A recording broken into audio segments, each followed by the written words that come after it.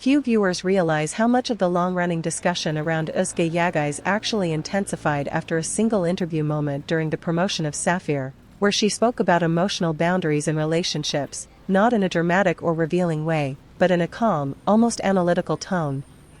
That interview circulated widely across fan pages, especially because audiences immediately began comparing her words to her past relationship with Gökberk Demirci, even though she never mentioned him directly.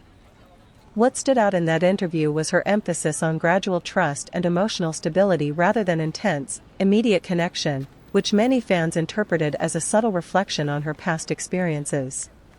On platforms like Twitter and Turkish forums, users began dissecting the phrasing of her answers, suggesting that her perspective on relationships had evolved significantly after her engagement ended.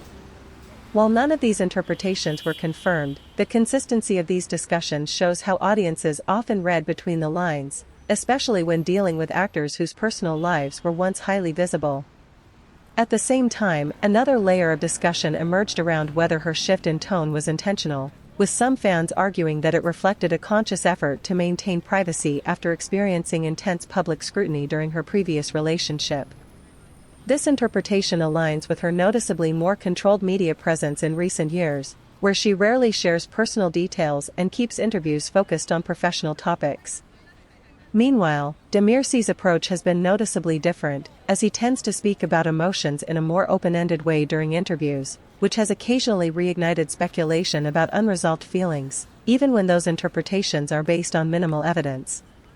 This contrast in communication styles has become a recurring topic in fan discussions, with some viewers seeing it as a difference in personality, while others interpret it as a difference in how they manage public perception. What emerges from this is not a confirmed narrative, but a pattern of audience behavior, where even neutral statements are transformed into emotional subtext, raising a broader question about whether modern celebrity culture allows for genuine expression, or if every word inevitably becomes part of a larger story constructed by the audience itself.